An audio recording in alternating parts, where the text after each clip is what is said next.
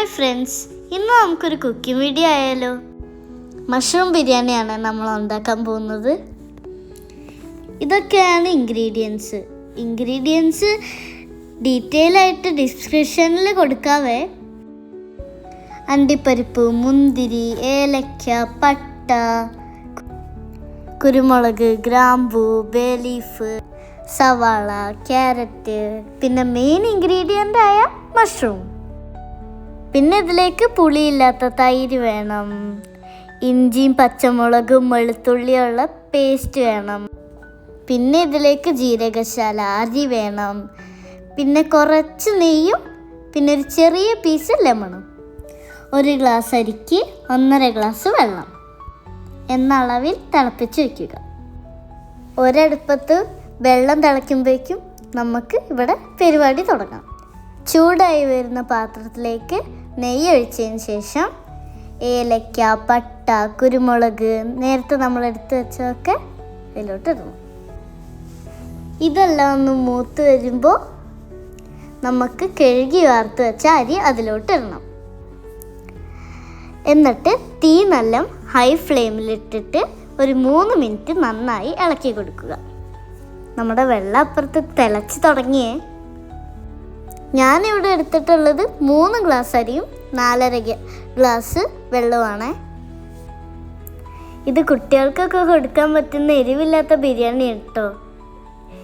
ഞാൻ പിന്നെ എരിവുള്ളതൊന്നും കഴിക്കാറില്ല, അതുകൊണ്ട് അമ്മ എരിവൊന്നും ഇടാറില്ല. അപ്പം അരി ഒന്ന് ഫ്രൈ ആയി വന്നാൽ തിളപ്പിച്ച് വെച്ച വെള്ളം ഇതിലോട്ട് ഒഴിക്കാം. ഇനി ഇതിലോട്ട് ആവശ്യത്തിന് ഉപ്പും ലെമൺ ജ്യൂസും ചേർക്കുക. ലെമൺ ജ്യൂസ് ചേർക്കുന്നത് അരി തമ്മിൽ ഒട്ടിപ്പിടിക്കാതിരിക്കാൻ വേണ്ടിയിട്ടാണ്. ഇനി നമുക്ക് നന്നായി ഇളക്കിയതിന് ശേഷം ലോ ഫ്ലെയിമിലിട്ട് വേവിച്ചെടുക്കാം. കുക്കർ അടച്ചു വയ്ക്കാൻ മറക്കരുതേ. അപ്പം ഇനി മസാല ഉണ്ടാക്കി തുടങ്ങിയാലോ. അയ്യോ, അണ്ടിപ്പരിപ്പ് മുന്തിരി വറുത്തെടുക്കാൻ മറന്നല്ലോ. അത് ചെയ്യാം. അണ്ടിപ്പരിപ്പ് മുന്തിരി വറുത്തെടുത്തതിന് ശേഷം പാനിലോട്ട് കുറച്ചും കൂടി എണ്ണ വെച്ചതിന് ശേഷം നമുക്ക് ഗാർണിഷ് ചെയ്യാനുള്ള ഉള്ളിയും കൂടി വറുത്തെടുക്കാം. ഇങ്ങനെ ഗോൾഡ് കളറാകുമ്പോൾ ഉള്ളിയും കോരിയെടുക്കണേ. മസാലയ്ക്കുള്ള ഉള്ളിയും കൂടി നമുക്ക് അതേ എണ്ണയിൽ വറുത്ത് കോരാം. ഉള്ളിയുടെ ഒക്കെ അളവ് ഡിസ്ക്രിപ്ഷനിലുണ്ടാവും കേട്ടോ. ഇപ്പോൾ ഒരു 10 മിനിറ്റ് ആയിട്ടുണ്ട്. നമുക്ക് കുക്കർ ഓഫ് ചെയ്യാം. ഇനി ആവിയിലിരുന്ന് വെന്തോട്ടെ അരി. ഇത്രയും മസാലയെ നമ്മളിതിൽ ഇടുന്നുള്ളൂ കേട്ടോ. 1/2 ടീസ്പൂൺ മുളക് പൊടി, മല്ലിപ്പൊടി, മഞ്ഞൾപ്പൊടി, 2 ടീസ്പൂൺ ഗരം മസാലപ്പൊടിയും, പിന്നെ 1 ടീസ്പൂൺ കുരുമുളക് പൊടിയും.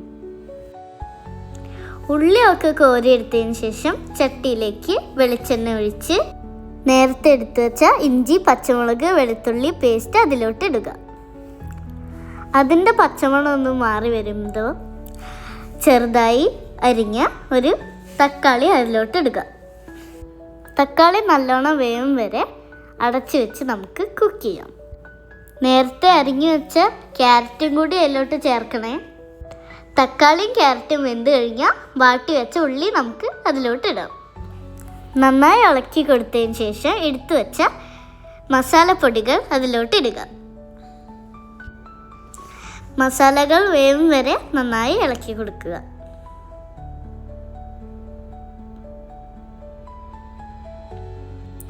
ഒരു 2 മിനിറ്റ് ഇളക്കിയതിന് ശേഷം എടുത്തു വെച്ച മഷ്റൂം അതിലോട്ട് ഇടുക.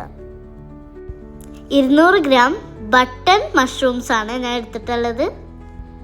നിങ്ങൾക്ക് ഏത് മഷ്റൂം വേണമെങ്കിലും എടുക്കാം കേട്ടോ. ഇവിടെ കിട്ടുന്ന മഷ്റൂം എല്ലാം വലുതായതുകൊണ്ട് തന്നെ എല്ലാം ഞാൻ ചെറുതാക്കി മുറിച്ചിട്ടുണ്ട്. ഇത് നന്നായി ഇളക്കിയതിന് ശേഷം അടച്ചു വെച്ച് വേവിക്കുക.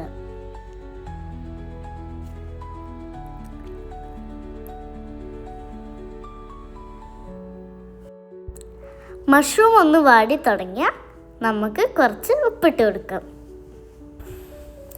മഷ്റൂം ഒന്ന് വെന്ത് കഴിഞ്ഞാൽ അതിലോട്ട് പുളിയില്ലാത്ത 1/2 കപ്പ് തൈര് ചേർത്ത് കൊടുക്കാം. എന്നിട്ട് 1 മിനിറ്റ് കൂടെ ഒന്ന് വേവിക്കുക.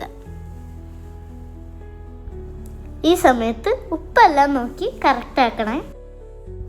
വെന്ത് വന്ന മസാലയിലിട്ട് നമുക്ക് കുറച്ച് മിൻറ്റ് ലീഫ് ഇട്ടതിന് ശേഷം അടച്ചു വയ്ക്കാം. ഇതിനിടയ്ക്ക് കുറച്ച് സാലഡ് ഉണ്ടാക്കിയിട്ടുണ്ട് കേട്ടോ ബിരിയാണിയിലോട്ട്. അപ്പോൾ നമ്മുടെ ചോറ് അവിടെ വെന്ത് വന്നിട്ടുണ്ട്.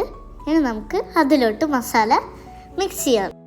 മഷ്റൂം ആയതുകൊണ്ട് തന്നെ ദമ്മൊന്നും ഇടണ്ട കേട്ടോ, ജസ്റ്റ് ഒന്ന് മിക്സ് ചെയ്താൽ മതിയേ. അപ്പോൾ ഇതാണ് നമ്മുടെ സിമ്പിൾ മഷ്റൂം റെസിപ്പി. എല്ലാവരും ട്രൈ ചെയ്യണേ.